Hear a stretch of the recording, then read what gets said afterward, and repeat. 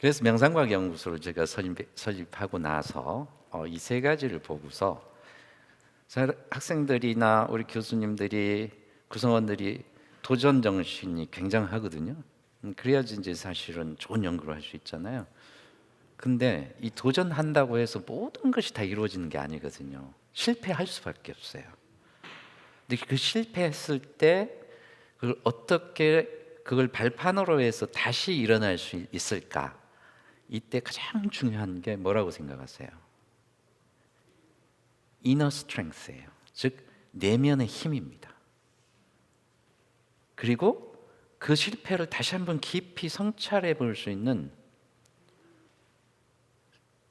이너, 안으로 자기를 들여다볼 수 있는 인트로스펙트 할 수 있는 인사이트가 필요해요.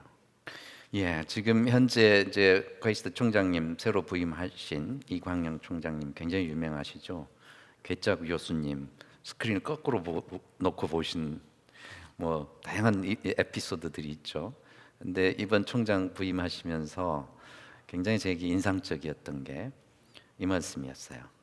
실패 연구소를 세우겠다. 리서치 프로젝트를 줄 때 70% 이상 성공 가능성이 있으면 그 프로젝트를 주지 않기로 한다. 30%만 가능성이 있을 때 프로젝트를 주겠다. 이게 굉장히 역발상이잖아요.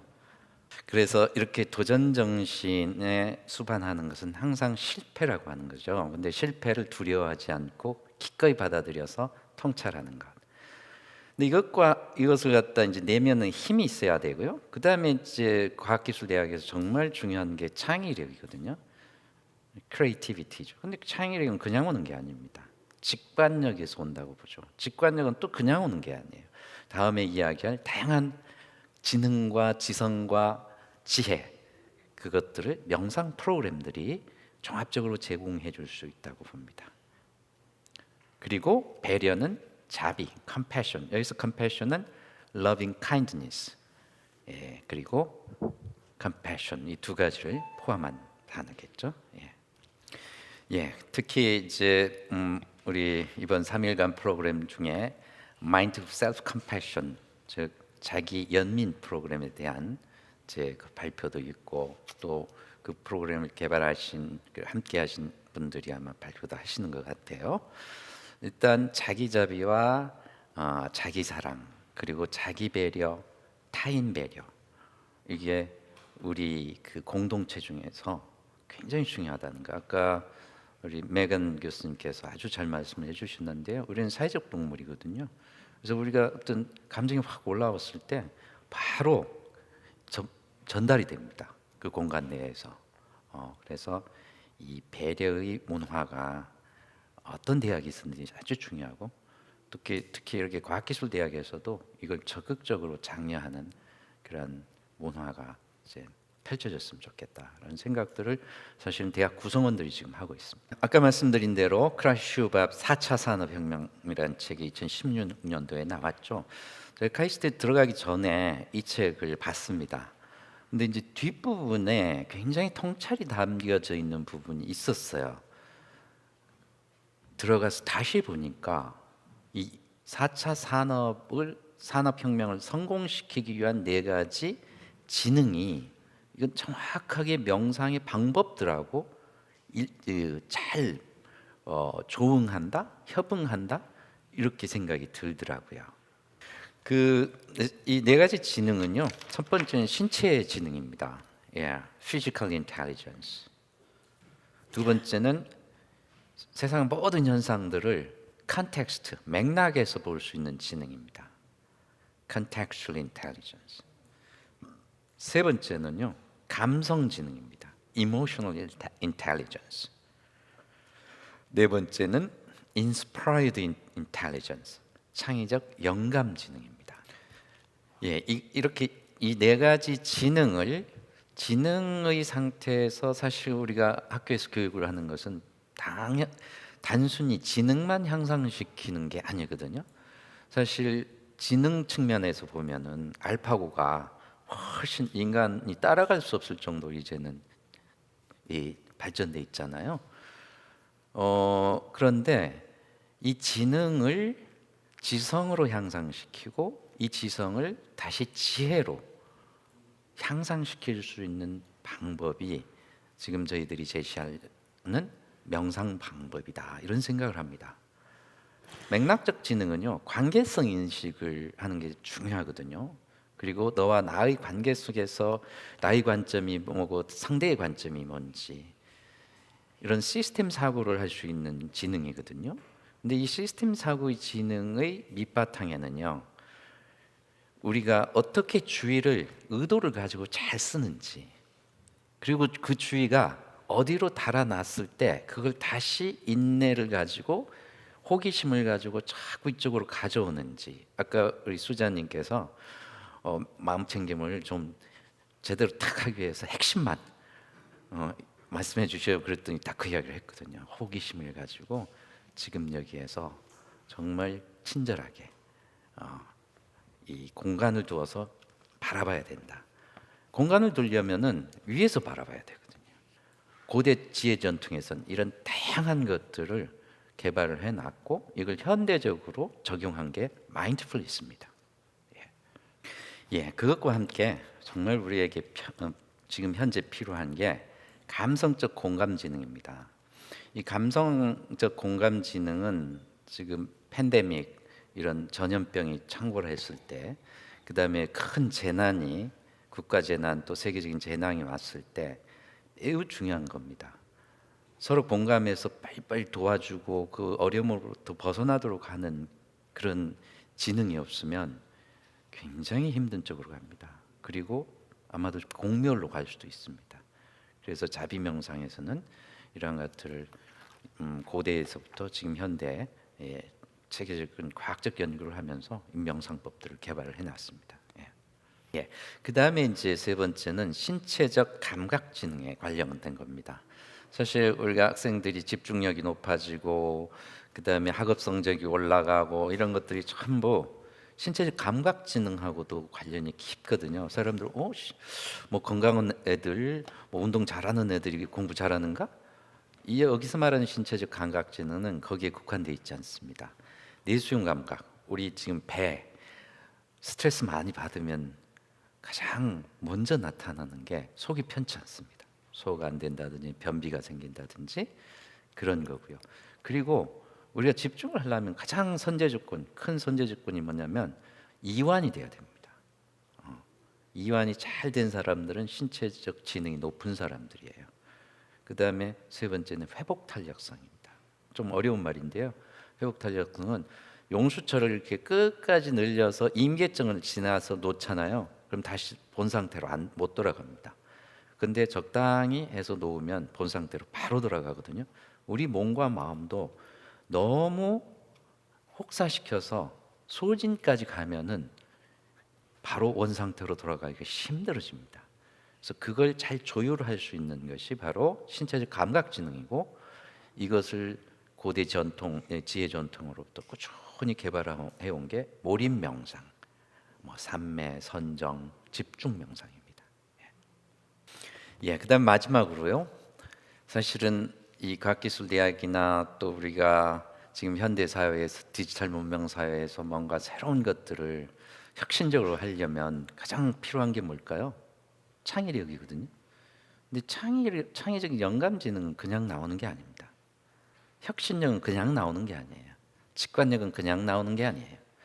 아까 통찰, 자비, 몰입 이런 것들의 종합이 되었을 때 뇌의 각각의 부분들이 통합되어서 이게 갑자기 푹 솟아나는 건데, 그냥 갑자기 나오는 게 아니라 그럴 만한 이유가 있어서 나오는 것입니다. 직접 관련되어 있는 명상은 저는 마음챙김 현종 명상이라고 봅니다. 사실 이 앞에 통찰, 자비, 몰입 명상의 바탕이 마음챙김 명상이라고 저는 보고 있습니다.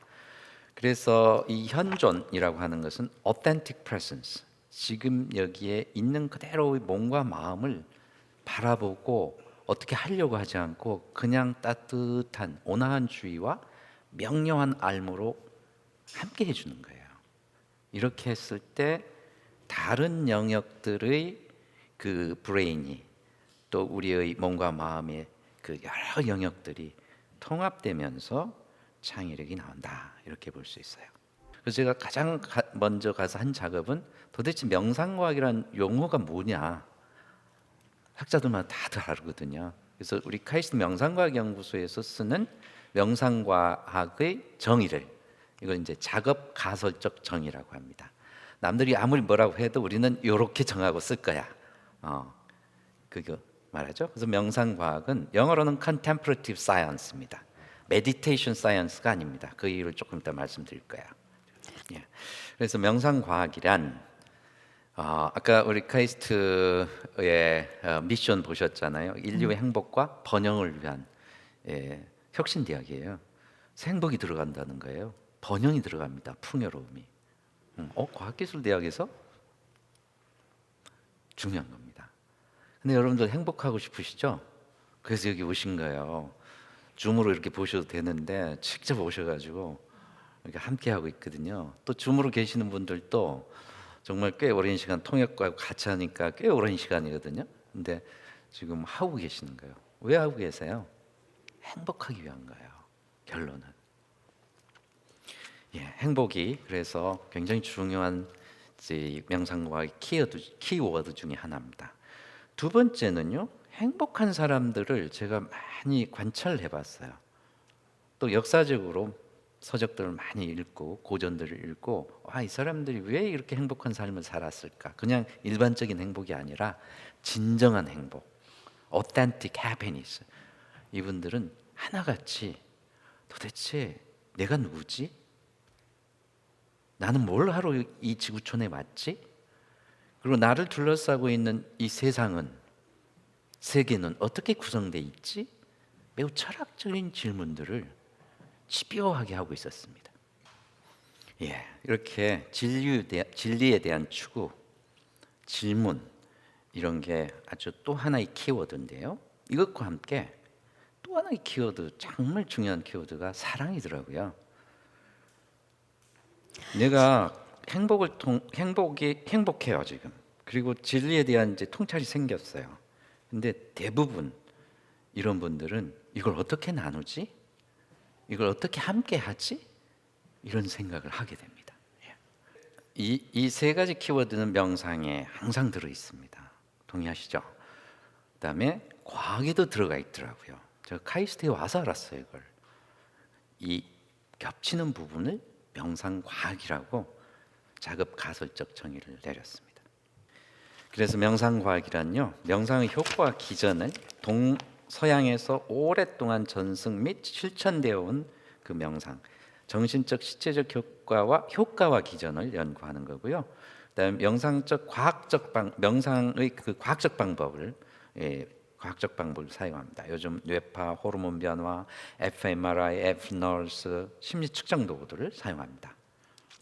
그래서 인류 보편적 가치인 행복과 진리와 사랑의 덕목을 탐구하고 실천하는 것, 이것을 명상과학이라고 정의하고 있습니다. 그래서 이제 우리가 좀 혼동하는 게 이제 또 있습니다. contemplation하고 meditation이 어떻게 다르냐?